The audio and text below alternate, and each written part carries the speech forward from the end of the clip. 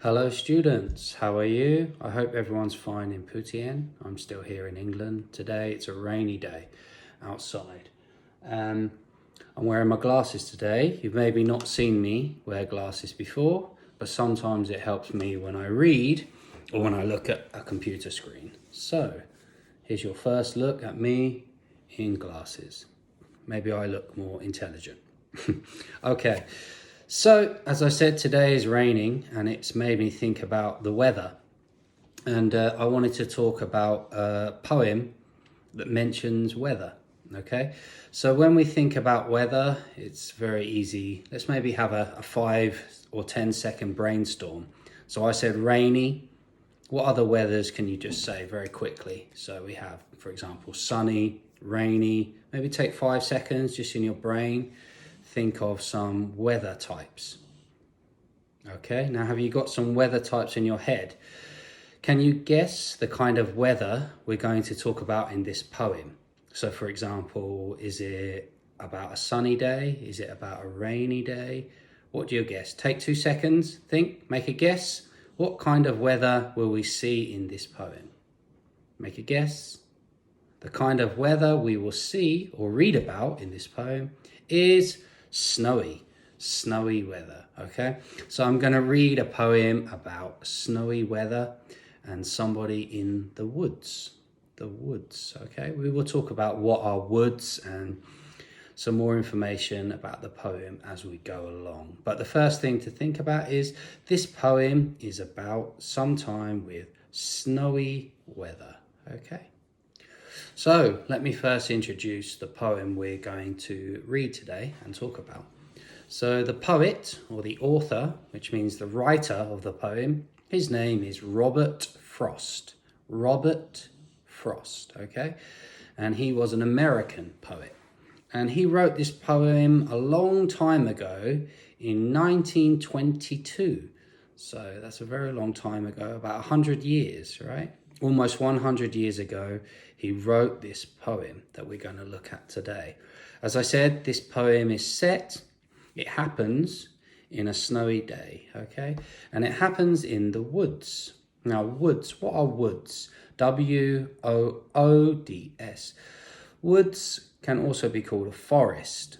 Have you heard of these words? Woods or forests? They are places where, in nature, for a start, and there are many trees, many bushes.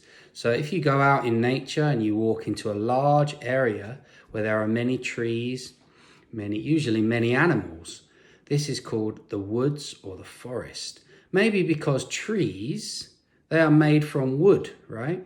If you touch a tree, it's made from wood, what we call wood, okay? So we call the places where many trees are together woods or a forest, okay? In this case, we're calling it the woods.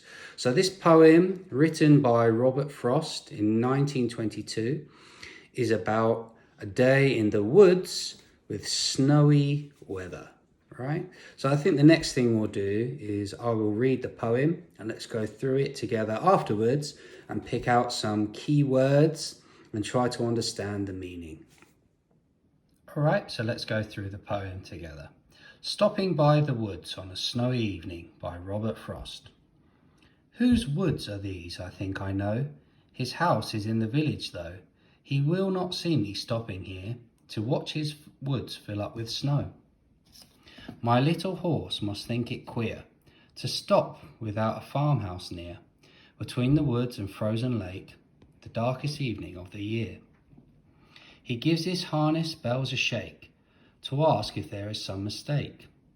The only other sound's the sweep of easy wind and downy flake.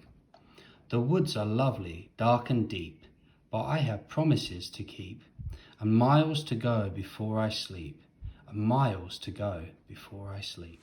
So I will send you a link for this poem so you can find it and read it yourself, not only with me. So let's go through some key words that I found in the poem that perhaps you don't know, okay? We'll go through some key words together. The first word I thought you might need explaining was woods, W-O-O-D-S, and I think I explained that already, okay? let's go to some other words. Can you see the second word? The second word is queer. Queer. Now, queer is an interesting word because now its meaning has changed somewhat and it's talking about another subject. But we're not going to go into that too much because that's a modern piece of language. We're going to talk about what queer usually means, especially when it was used long ago. And as I said, this poem was written 100 years ago. Queer basically means strange. It's very strange. If you see something very strange, you may say, oh, that's very queer. I've never seen that before. So queer in the case of this poem and at that time basically means strange, okay? The next word I want to look at is harness. Harness. Harness. Okay, a harness is something that you put usually on a horse or a pony that you put on them over their heads like that. And if you want to ride them, you can hold the harness. And if you pull the harness, maybe the horse will stop. If you pull to the left, the horse will move right, and vice versa. So a harness is something we use to control animals, usually a horse or something like that, okay? So a harness. Okay, let's move to the other keywords. I found this word, sweep. S-W-E-E-P. Sweep basically is a word we use for something that moves like this. So sweep across just basically means go quickly across. So when a time we use this word is when somebody's cleaning a floor, usually. We have something like this, we go shoo, shoo, shoo. We are sweeping the floor. So sweep means a fast, smooth motion, okay? Okay, another word, two words they put together in this poem, in fact, is downy flake. Downy flake. D-O-W-N-Y-F-L-A-K-E. Downy flake. This is quite poetic, really. A flake can be a snowflake. So a small piece of snow, you can actually touch it, right? It's not like rain. We call these small things you can touch in the snow, snowflakes. Snowflakes. A downy flake, basically put together, is just a kind of expression to talk about soft flakes flowing down, a downy flake. So it's just a kind of way to make us think about very slow moving snowflakes in a beautiful way, a downy flake, because they're coming down. It's mainly an expression used just for the beauty of how the words sound in the poem, okay?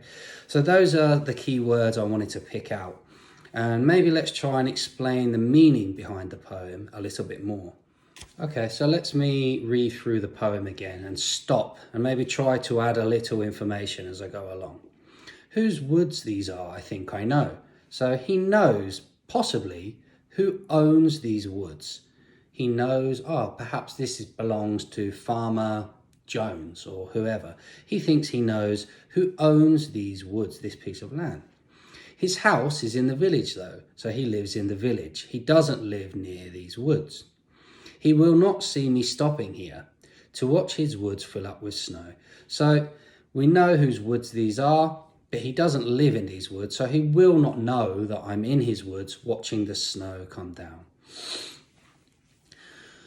To watch his woods fill up with snow, my little horse must think it queer. So the horse must think it's queer. Remember, queer means strange. So maybe his horse is thinking, this is very strange.